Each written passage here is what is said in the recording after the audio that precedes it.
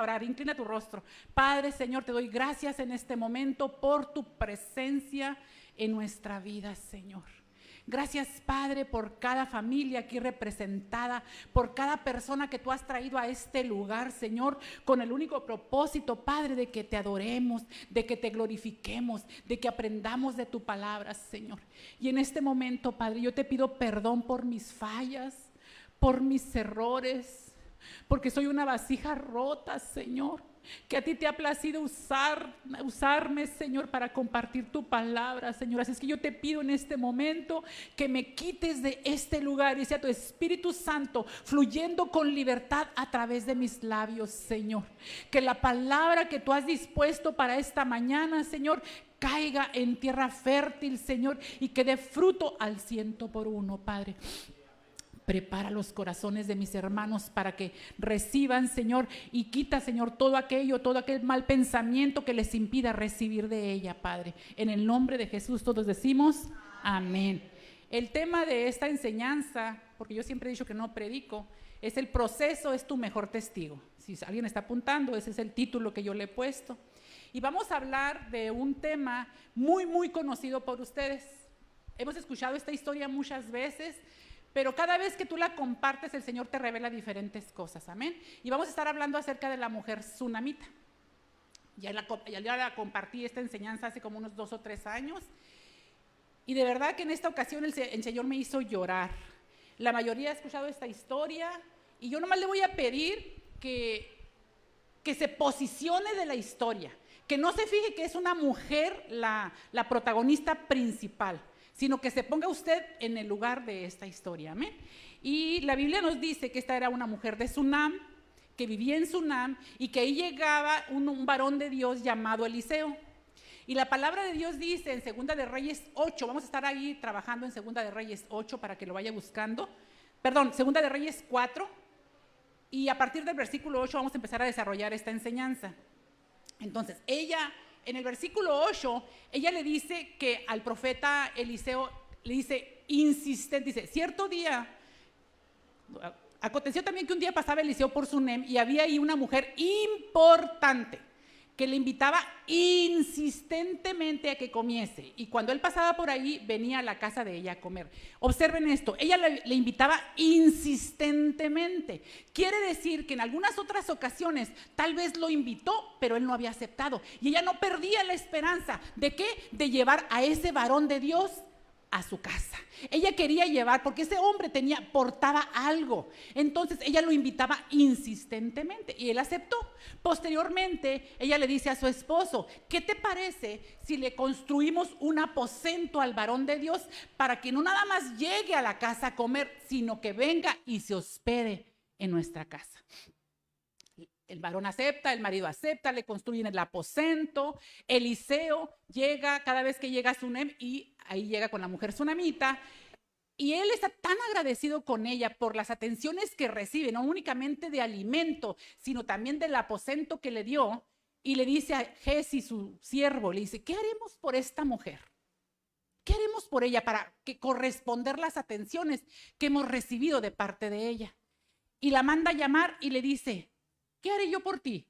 ¿Hablaré por ti a favor tuyo con el rey? Y dice ella, no lo ocupo, yo soy importante, no necesito que tú hagas eso. Entonces Eliseo se queda consternado y le platica a su siervo y le dice, ¿qué haremos por ella? Entonces él le dice, ¿sabes qué? Ella no tiene hijos y su marido es viejo. Su marido es viejo. Quiere decir que ya no había probabilidades de que por medio del marido ella pudiera engendrar un hijo. Entonces, por más importante que ella fuera, por más dinero que ella tuviera, ella no podía engendrar un hijo.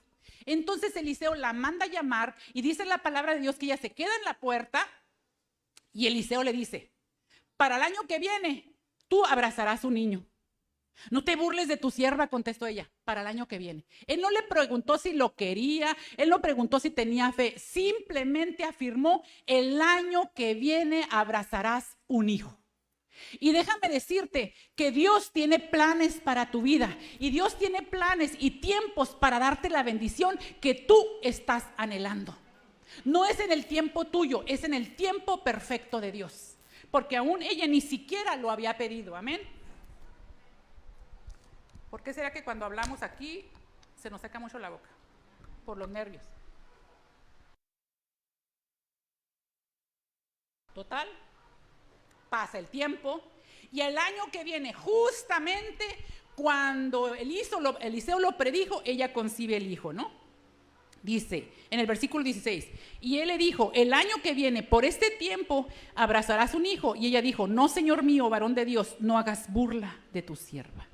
Dios le tenía una recompensa a la mujer sunamita porque ella había estado solícita y presta para atender al varón de Dios. Y el año que viene concibió. Vámonos al versículo 18. Dice, y el niño creció. Híjole. Y el niño creció. Pero un día que vino a su padre, que estaba con los segadores, estoy en el versículo 18, y dijo a su padre, ¡ay, mi cabeza, mi cabeza! Y el padre dijo al criado, llévalo a su madre. Hermano, yo me quedé impactada con una prédica que dio Martita en una ocasión acerca de la milla. ¿Se acuerdan? Que éramos de una milla. Este era un padre de primera milla. Hay papás que creen que con tan solo proveer e ir a trabajar y llevar el sustento a su casa es suficiente. Ellos piensan que eso es todo. Ese es un papá de primera milla. Pero un papá que recorre 2 millas es un papá que se involucra emocionalmente con sus hijos, que se preocupa de lo que sus hijos tienen, que conoce a los amigos de sus hijos, que sabe cómo van en la escuela. Ese es un padre de segunda milla. Pero este que vemos aquí no le importó que el niño le doliera la cabeza. Le dijo, llévaselo a su mamá, no es mi problema. Llévalo a su madre. Es el típico padre de muchos que hay en estos tiempos. Muchos papás creen que con eso es suficiente. Yo le preguntaba a mi esposo, ¿qué harías tú diferente si pudiera regresar el tiempo? Y me dijo, me involucraría emocionalmente con mis hijos. Normalmente somos las madres las que nos involucramos en cómo están nuestros hijos, qué sienten, qué anhelan. Por eso es que hay una conexión tan fuerte entre nosotras. Entonces pasa el tiempo y nos vamos al versículo 20. Y habiéndolo él tomado y traído a su madre, estuvo sentado en las rodillas hasta el mediodía y murió. Imagínense a la mujer, quiero que te imagines, sentada con su criaturita, porque seguramente la criatura ya caminaba. Entonces, yo me imaginé que la mujer estaba así con su hijo, abrazándolo y a lo mejor meciéndole, porque los historiadores dicen que el hijo estaba con insolación. El calor, eso es lo que dice. Pero yo me imagino a la mujer abrazándolo y clamando a Dios por aquí. Imagínate tú con tu hijo y clamando a Dios por el hijo. Y el hijo murió en sus rodillas. ¿Qué harías tú en esta situación? ¿A cuántas mujeres les ha pasado que se muere la ilusión del matrimonio y se tienden y se deprimen? ¿A cuántas personas les ha pasado que su hijo se involucra en las drogas y lo único que hacen es llorar? ¿Cuántas personas se les cierra la oportunidad en trabajo y sienten que el mundo se les acabó? Pero esta mujer no nos dice la palabra de Dios que se soltó llorando, no nos dice eso, nos dice lo siguiente, dice, ella entonces, en el versículo 21, subió y lo puso sobre la cama del varón de Dios y cerrando la puerta salió. La palabra de Dios no nos dice que ella gritó, que ella gimió, ella subió, lo cual indica que el aposento que ellos habían construido para el varón de Dios estaba en lo alto. Eso es lo que indica. Y dice que subió y lo puso en la cama. Lo acostó. Ella no estaba aceptando la muerte de su hijo. Ella lo estaba acostando, esperando que el varón de Dios viniera y se lo regresara y se lo resucitara. Qué tremendo, ¿verdad? Ahora, ¿por qué en la cama? Yo me puse a analizar, como soy maestra, cuando ella construyó el aposento para el varón de Dios, dice, hagamos un aposento y pongamos en él cama, mesa, silla y candelero. Y la cama, hermano, representa descanso. La silla representa reinado, la mesa representa provisión y la lámpara representa la luz de Jesucristo. Y entonces ella lo que hizo fue agarrar a su criatura, llevarlo al aposento y depositarlo en la cama, porque ella estaba descansando en Dios, de que Dios haría la obra. Qué hermoso, ¿verdad, hermanos? El Salmo 121:1 dice: alzaré mis ojos a los montes. ¿De dónde vendrá mi socorro? Mi socorro viene de Jehová, que hizo los cielos y la tierra. Por eso yo asumo que ella, al decir que subió y lo puso en la cama, estaba descansando en Dios. Amén. Versículo 22. Llamando luego a su marido, le dijo: te ruego que envíes conmigo alguno de tus criados y una de las asnas, para que yo vaya, ¿cómo? Corriendo. Ella tenía prisa. Dice, al varón de Dios y regrese. Aquí vemos, hermanos, una increíble capacidad de controlar las emociones. La mujer llegó ante su marido y no le dijo que el hijo había muerto. A nosotras nos sucede cualquier cosa y hasta les hablamos por teléfono para chismearles, o por Face, o por WhatsApp. Inmediatamente les comunicamos lo que tenemos. Pero esta mujer simple y sencillamente le dijo: te ruego que envíes conmigo a alguno de tus siervos. Ahora, tomemos en cuenta que le está pidiendo un asno. Yo decía, pues si tenía dinero, ¿por qué no tenía caballos? Le pidió un burro. No le estaba pidiendo un carro del año, le dijo, para que vaya corriendo. A mí se me hace que la mujer hubiera llegado más rápido corriendo y a sola que arriba del burro. Porque era un burro. Wow. Versículo 23. Y él le dijo: ¿para qué vas a verle hoy? Fíjense lo que el marido le contestó: no es nueva luna, ni día de reposo. Y ella respondió: paz. Díganme si no es capacidad de dominio. Aquí lo que me sorprende, hermanos, es que el hombre que estaba segando, que estaba, no sé, segar era como trabajar con las plantas, ¿verdad? O piscar o una cosa así, que no se haya dado cuenta del dolor que tenían esos ojos de su esposa. Porque, hermano, por mucho control de las emociones, el que un hijo se te muera, lo tienes que reflejar en tu rostro, en tus ojos mínimamente. Y el hombre ni siquiera cuenta se dio. Y el Señor me revelaba y me decía: el matrimonio es a 3 vías. Hay unión física, que es la que a todos nos gusta. La unión emocional, la unión en que tú conoces a tu pareja y sabes si está enojado, si está triste, si está preocupado. Esa es la unión emocional y la unión espiritual. Cuando un matrimonio se mueve en estas 3 vías, funciona. Y en este caso yo percibo que este varón no tenía contacto emocional con su esposa. ¿Cómo era posible que le mandó al chamaco enfermo y no le preguntó: oye, ¿cómo está el niño? Ni siquiera le preguntó cuando lo había mandado enfermo. A él le importaba la cosecha. Hermano, yo me lo trago. Yo lo ataco a la yugular al desgraciado porque no me pregunta, me mandó el chamaco.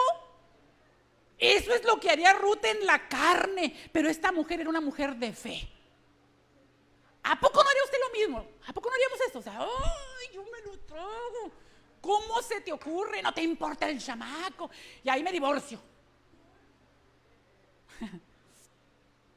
Esta mujer no le dijo que había muerto su hijo. Paz. Le dijo paz. Dice la palabra de Dios que con lo que declares con tu boca, eso es. Y ella declaró paz. Esta mujer, hermanos, estaba hablando un lenguaje de fe, un lenguaje sobrenatural de fe. Versículo 24. Después hizo enalbardar el asna. Enalbardar significa ponerle como la montura para que la mujer se transporte. Como ya ven que la mujer es así de ladito. Eso significa enalbardar. Después hizo enalbardar el asna y dijo al criado: guía y anda, y no hagas detener el camino, sino hasta cuando yo te lo dijere. Ok, yo como buena maestra que soy, me puse a investigar que de Sunem, donde ella estaba la mujer, al Monte Carmelo, donde estaba Eliseo, había una distancia de aproximadamente 40 kilómetros. ¿Ok? Imagínate ir en el burro, con esa angustia. Ahora, 40 kilómetros, para que tú te des una idea, es como que de aquí hasta Santo Tomás, si nos vamos para el sur. O como que de aquí a lo mejor cerca de la Misión, si nos vamos para el norte, para Tijuana. Imagínate esa distancia en un burro. ¿Cómo iría esa mujer? Y le dijo al criado, guía y anda y no hagas detener en el camino. ¿Sabes por qué? Porque anteriormente, como había muchas distancias para recorrer de un lugar a otro, pues se encontraban a alguien y hola, ¿cómo te va? ¿Qué onda? No, pues que estamos bien. Y platicaban. No, ¿sabes qué? No te detengas. Yo tengo prisa. Porque ella no le había dicho a nadie que su hijo había muerto. ¿Te imaginas tú? ¿Qué harías tú en esa situación? Te pregunto. Yo creo que nuestra mente humana ni siquiera dimensiona lo que pudiéramos hacer si nuestro hijo muere en nuestras rodillas. Si es difícil ver morir a un padre, a una madre, ahora tu hijo y en tus rodillas. Tremendo, ¿verdad? Ahora, ¿cuánta velocidad puede alcanzar un burro? Hermano, yo me puse a investigar. Si eran como 40 kilómetros para llegar a donde estaba el profeta, dice que un burro a trote, así trotando, pudiera llegar a alcanzar 20 kilómetros, pero normalmente 10. Entonces, si eran 40 kilómetros, ella habrá tardado entre 3 y 4 horas. ¿Estamos de acuerdo? En ir, más otras en regresar. ¿Cuánto tiempo le echas? ¿Cuánto tiempo? Proverbios 18:21 dice, la muerte y la vida están en el poder de la lengua y el que la ama comerá de su fruto. Ella declaraba paz. Cuando ella iba en el camino, Eliseo la ve venir y le dice a su siervo, hey, esa es la mujer sunamita, alcánzala para ver qué trae. Y le luego que llegó a donde estaba el varón de Dios, está el anterior, bueno, no lo tengo aquí, pero Jesse lo alcanza y le dice, ¿todo bien? ¿Con tu esposo y tu hijo? Y ella dice, bien. O sea, yo no voy a hablar contigo, que eres el siervo, yo voy a hablar con el Todopoderoso. No voy a hablar con mi marido, no voy a hablar con mi amiga cuando tenga problemas, no lo voy a andar contando, voy a decírselo a Dios. Ella no quería perder tiempo con Jesse, que era el siervo de Eliseo. Ella quería llegar ante el varón de Dios. ¿Cómo estás? Bien, dijo ella. ¿Por qué? Porque ella lo estaba declarando con sus labios. Ella estaba declarando que todo estaba bien, aun a pesar de saber que había dejado al hijo muerto. Tremendo, ¿verdad, hermano? Ay. Luego dice que llegó donde estaba el varón de Dios, estamos en el 27. Luego que llegó donde estaba el varón de Dios, en el monte se asió. ¿Qué quiere decir que se asió?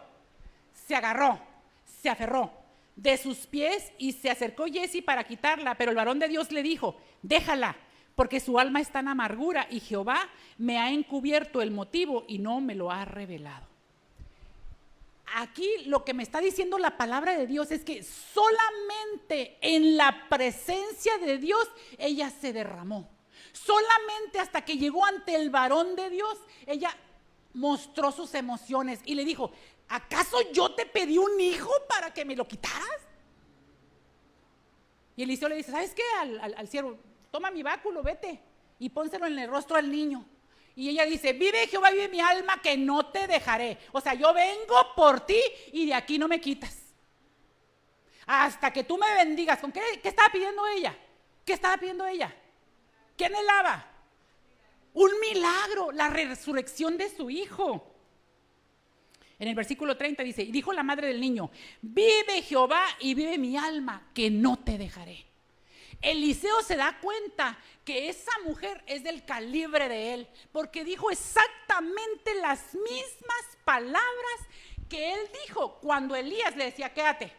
Y él le decía, vive Jehová, vive mi alma, que no te dejaré. Y no se le despegaba a Elías. Ella hizo lo mismo. Yo de aquí no me voy hasta que me bendigas, como lo hizo Jacob cuando el ángel. Yo de aquí no me muevo hasta que me bendigas. Yo pregunto, ¿somos así de insistentes nosotros cuando tenemos una situación difícil? No nos despegamos, no dejamos de doblar rodilla cuando tenemos una situación difícil o pasamos por un proceso. Oramos la primera vez y digo, ya te lo dije. Yo ya te lo dije, Señor, tú ya sabes lo que yo necesito. Esta mujer era insistente. Le insistió a Eliseo para que se quedara en su casa y lo logró. Y ahora le insistía en que fuera.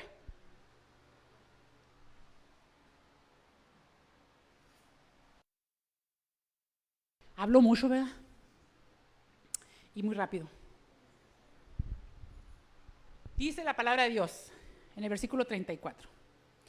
Por ahí antes dice, para no leerles toda la historia, dice que Eliseo fue con la mujer, se encontró en el camino a Jesse le dice, no, pues no revive, le puse el báculo pero no revive. Entonces llega Eliseo a la casa de la mujer, versículo 34. Después subió y se tendió sobre el niño. Ojo con esto. Poniendo su boca sobre la boca de él. ¿De quién? Del niño. Y sus ojos sobre sus ojos. Y sus manos sobre las manos suyas. Así se tendió sobre él y el cuerpo del niño entró en calor. Y yo dije, a ver. La palabra de Dios hay que desmenuzarla.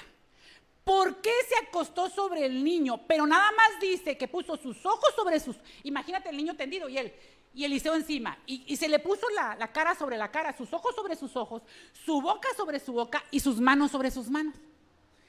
No me lo va a creer lo que Dios me dijo. ¡Qué maravilloso! Mire, hermano.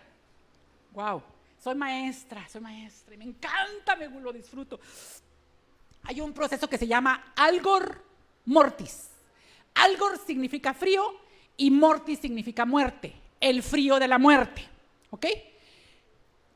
Lo primero que sucede con un cuerpo cuando muere es que la temperatura desciende. La temperatura normal, me acaba de decir mi enfermera favorita, que normalmente tenemos 36.8 de calor corporal, eso es lo normal. Entonces, cuando una persona muere, desciende 2 grados el cuerpo la primera hora.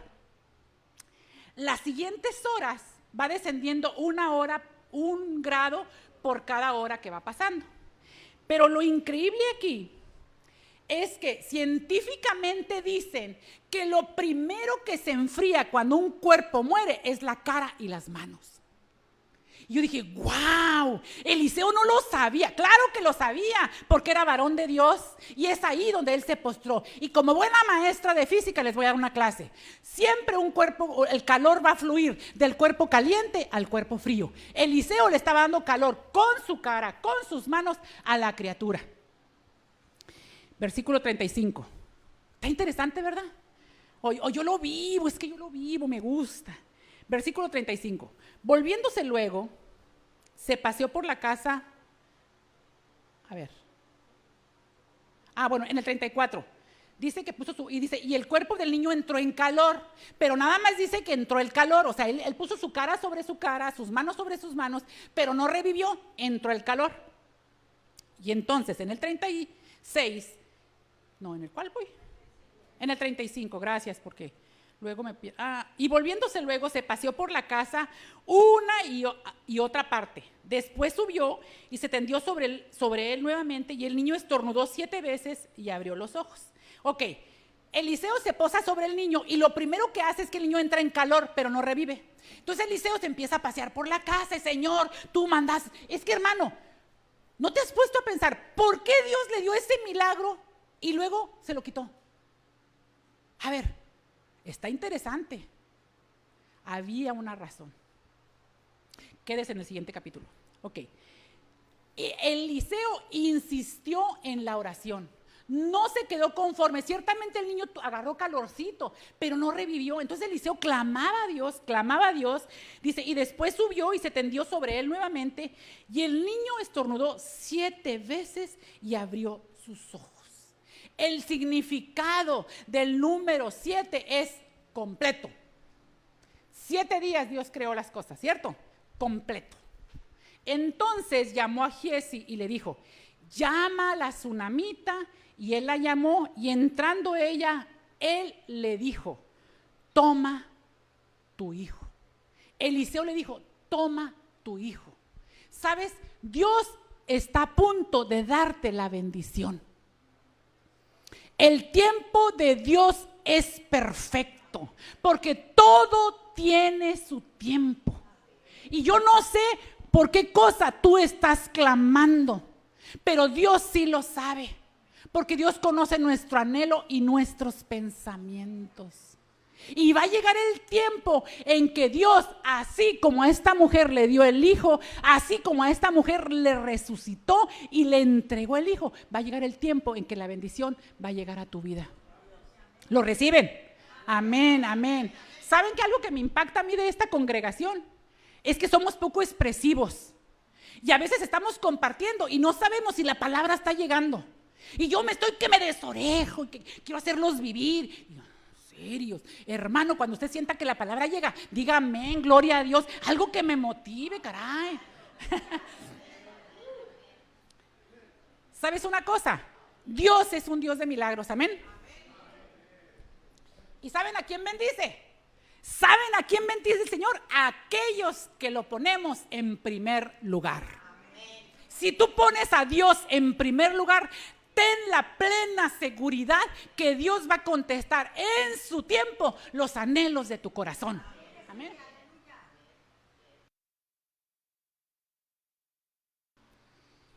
Dios prueba nuestra fe. En el caso de la mujer tsunamita, estaba probando su fe. Qué tremendo, pero qué manera de probar la fe, hermano. En el mundo dicen, toco madera, pero yo no. Versículo 37. Y así ella entró. Fíjense, observen esto. Increíble. Manda a llamar a la mujer y dice, ahí está tu hijo. Pero ¿saben qué hizo ella? Dice, y así ella entró, se echó a sus pies y se inclinó a tierra. Y después tomó a su hijo y salió. Antes de abrazar al hijo que estaba muerto y que había resucitado, primeramente se postra delante de Dios y adora y agradece. Hermano, Dios bendice un corazón agradecido. Tú tienes que ser agradecido por lo mucho o por lo poco que tú tienes y Dios te va a bendecir. Esta mujer demostró con sus hechos que Dios estaba en primer lugar aún antes del hijo. Y yo decía, ay, si a Ruth le hubiera pasado eso, yo primero me agarro de mi chamaco. ¿A poco no? O sea, porque soy más carnal que una chuleta de cerdo. O sea, la carne quiere, o sea, y ella adoró primero. Amén. Lo primero que ella hizo fue humillarse delante de Dios.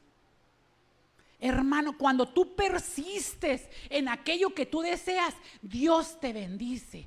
Pero ¿sabes una cosa? Missy nos decía hoy, tenemos que vivir en santidad para poder recibir las bendiciones de Dios. Amén. Hay milagros que tienen que ser provocados. El milagro de esta mujer fue provocado, ¿sí o no? Fue provocado por ella, por su fe. Ella se esforzó. Imagínate cuánto tiempo hizo de ida y cuánto tiempo hizo de regreso. ¿Cómo sentiría ella su alma? ¿Cómo estaría su corazón de afligido? Por mucha fe que tengas, la carne es carne y se duele. Y aún sin embargo, ella ponía a Dios en primer lugar.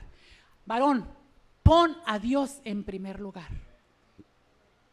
Por ahí hay una frase que dice que donde la mujer es tuerta, el hombre está ciego.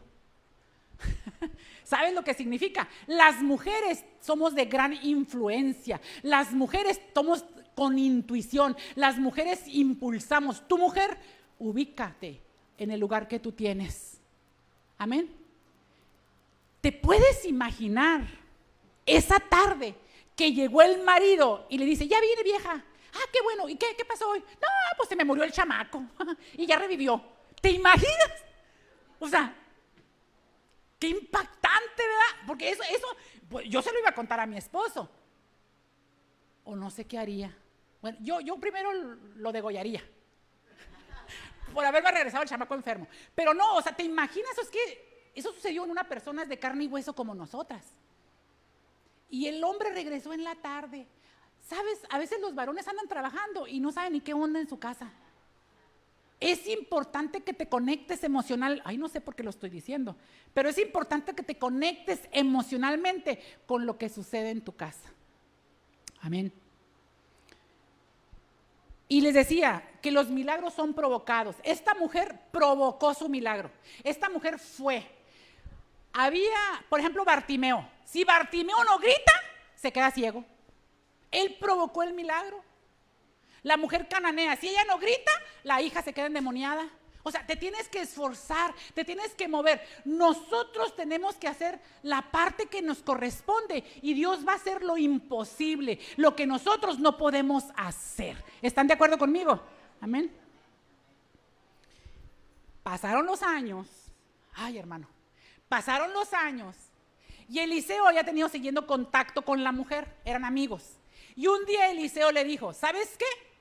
Vete de Israel porque viene una gran hambruna. Vete, le dijo a la mujer. Ella le comenta a su esposo, toma a su hijo y se va. Se va para con los filisteos. Y le dice, la hambruna va a durar 7 años. Esta historia que les conté está en Segunda de Reyes 4. Ahora nos brincamos hasta Segunda de Reyes 8. Y en Segunda de Reyes 8, el título en la Biblia dice, los bienes de la mujer tsunamita se lo regresaron, una cosa así. Entonces, había ahí, ok, entonces, lea la historia porque está bien larga. Llega, la mujer tsunamita se va con los filisteos durante 7 años. Quiero que te imagines que de repente te digan, hermana, se tiene que ir de su casa, pero rápido, rápido. ¿Qué haría usted? Pues empaca cualquier cosa, no sé, la ropa, algo de comida, y yo no sé si la mujer se llevó una vaca, un burro, no sé qué se llevó, pero se fue con los filisteos. Y mira que dejó todas sus propiedades, todos los animales que ella tenía, se quedaron, porque no se los podía llevar con los filisteos. Durante esos 7 años que había la hambruna en Israel, allá con los filisteos, ella no la estaba pasando de la misma manera que la estuviera pasando en su casa. ¿Cierto o no es cierto? A los que nos gusta salir, disfrutamos salir, pero disfrutamos más cuando regresamos a casa, cuando nos acostamos en nuestra cama, cuando cocinamos en nuestra cocina.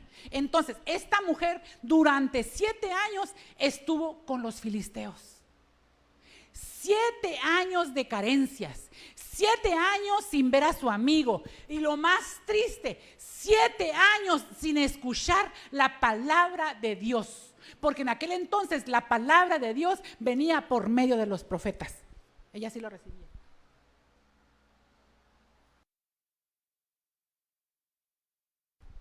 Pasan los 7 años y ella estaba contando el tiempo. Y el día que se cumplían los 7, porque sabes una cosa, debemos esperar el tiempo de Dios. Queremos que Dios nos responda a nuestras peticiones de manera inmediata. Y Dios no funciona así. Dios nos procesa, nos pasa por situaciones difíciles para prepararnos. ¿Para qué nos prepara? Para servirle, para ser de testimonio para los demás. Y durante esos 7 años la mujer estuvo atenta, esperando el tiempo que Eliseo le había dicho para regresar a Israel. El día que se cumple, agarra sus chivas y se regresa. Pero oh sorpresa, ya no había nada. Ya no encontró su casa, ya no encontró sus animales, sus tierras estaban poseídas por otras personas, habían entrado a posesión, ya no tenía nada. La mujer nunca comprendió por qué su hijo había muerto. Pero Dios, que conoce nuestro futuro, sabe el por qué pasamos por lo que pasamos. ¿Sí me entiende? A lo mejor yo no puedo entender por qué yo pasé por esta situación, pero Dios sabía lo que iba a pasar después. Y entonces llega a la tsunamita, se da cuenta que no tiene nada y va ante el rey. Fíjense, llega ante el rey y resulta que cuando va entrando, ella ve que Jesse, aquel varón de Eliseo, que había sido maldecido con la lepra de Naamán. ¿Se acuerdan de esa historia? que Jesse hizo algo incorrecto y Eliseo lo maldijo, le dijo: la lepra de Naamán sea sobre tu cuerpo. Ese varón leproso estaba ante el rey. La palabra de Dios no nos dice nada. No nos dice si el rey estaba soportando la lepra de Jesse, o tampoco nos dice si Jesse se arrepintió de lo que había hecho y Dios lo sanó. El punto es que estaba el rey sentado y él le dice: cuéntame las historias de Eliseo.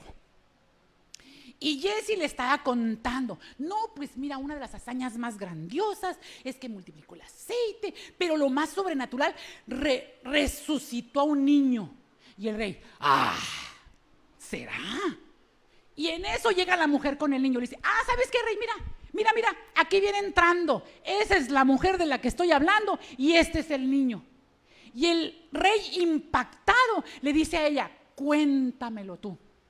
Y le empieza a contar la historia. Y aquí viene lo hermoso.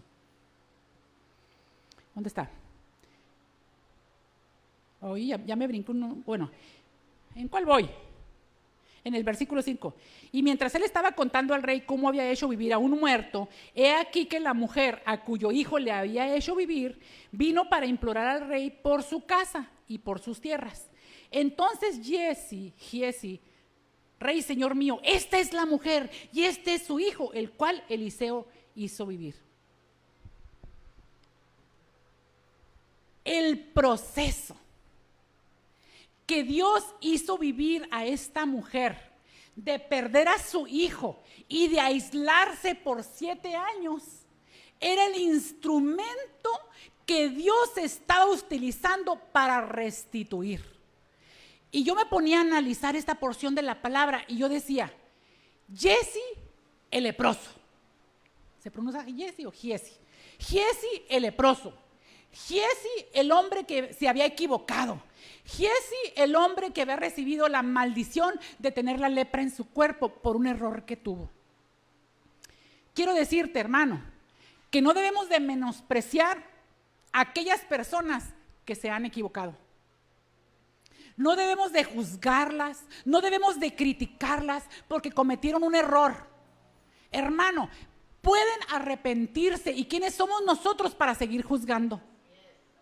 Y resultó que el maldijo por Eliseo, el lleno de lepra, es el instrumento que Dios estaba utilizando para conectar a la mujer tsunamita, que sea el puente, y llevarlo hasta el rey.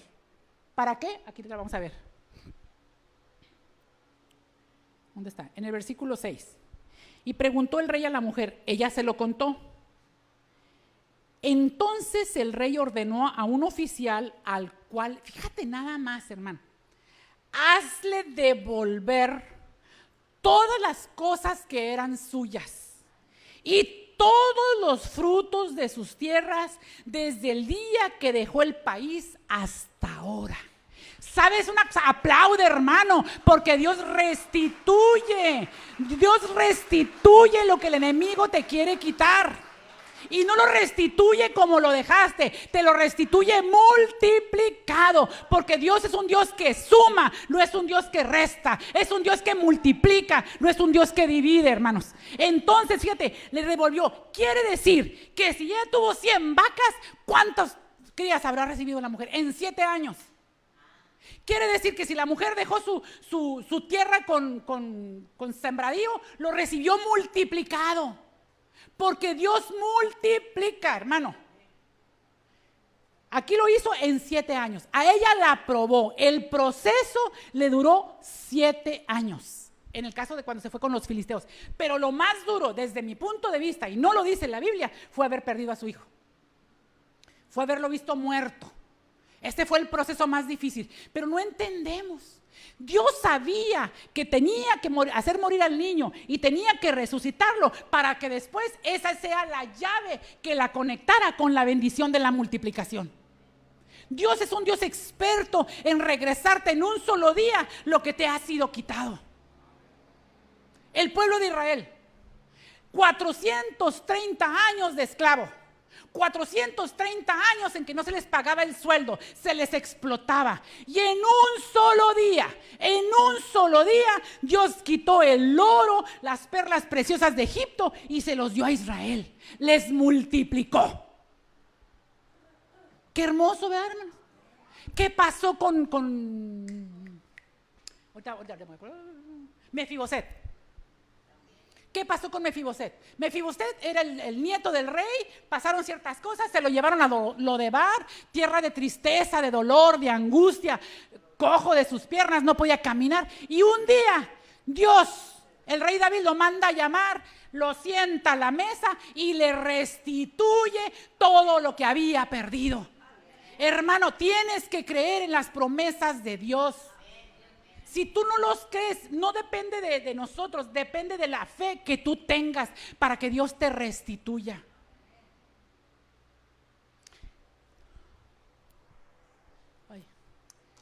Cuando estaba yo analizando esta historia, decía, híjole, hermana, de veras que yo lloré con esto. Dios restituye el dolor. No esperemos que si pierdes un peso te regresen 2. No, hermano. Muchas veces no se trata de la economía, se trata de la paz. Amén. Y yo durante mucho tiempo, en el anterior matrimonio, sufrí mucho maltrato emocional y verbal. Mucho maltrato emocional y verbal. Yo creo que escuché las peores palabras que una mujer puede escuchar, pero permanecí aquí, permanecí fiel, permanecí creyendo que Dios haría algo. Y ciertamente tuve que salir de mi Egipto, y Dios restituyó. Y cuando yo estaba analizando este tema, justamente a los 7 años me mandó un varón, el cual es nada que ver. Ahora soy una mujer hermosa, con valores, con características positivas, ciertamente tiene fallas, pero resalta lo que nunca se me dijo. Y yo decía, justamente a los 7 años, yo no sé si sea por eso que Dios estuvo ministrando tanto mi vida con esta historia, pero Dios te va a restituir, hermano. Te va a restituir, se te va a regresar lo que se te ha quitado. ¿Tú lo crees? Dios te va a sorprender. Y escuché a alguien que está sentado aquí que dijo, yo volvería a pasar por todo lo que pasé tan solo por ver ahora cómo Dios me ha restituido, cómo Dios me ha bendecido. Hermano, no cualquiera podemos decir lo mismo, porque no queremos ser procesados, no queremos ser probados, pero en la prueba se forja nuestro carácter. En la prueba se forja nuestra calidad como hijos de Dios, y lo que tú vives es el instrumento que Dios va a usar para bendecir a otros. Porque una mujer que pasa por la pérdida de un hijo es aquella que va a testificarle a aquella que pasó por la pérdida de un hijo. Una mujer que es procesada como yo a través de ataques emocionales, verbales, es una mujer que va a poder ministrar a una mujer que pasa por lo mismo. Una mujer que sufrió un divorcio, que sufrió una pérdida, va a poder ministrar a aquellas personas que están pasando por lo mismo. Y si ahorita hiciéramos un recuento, ¿cuántas personas somos? Y cada proceso de cada uno es diferente. Entonces impactaríamos tantas vidas. Decía Missy hoy, ¿te has propuesto? Estamos aquí para hablar de Jesucristo, para hablar de las buenas nuevas. ¿Te has propuesto conquistar el corazón de una persona? Hermano, si conquistáramos el corazón de una persona, esta iglesia estaría llena. Pero no lo hacemos. ¿Sí? Wow, qué bonita la palabra de Dios, hermano. ¿A quién le ha hablado el Señor? Esta mujer, en esos 7 años, fueron 7 años de oscuridad, porque durante esos 7 años no escuchó palabra. Pero ella permaneció creyendo, ella permaneció anhelante y jamás se imaginó que a su regreso iba a encontrar las pérdidas, mucho menos iba a imaginar que la iban a restituir. Entonces, hermano, Yo no sé qué es, ponte de pie y no sé las personas de la alabanza. Y te voy a pedir que si Dios te habló,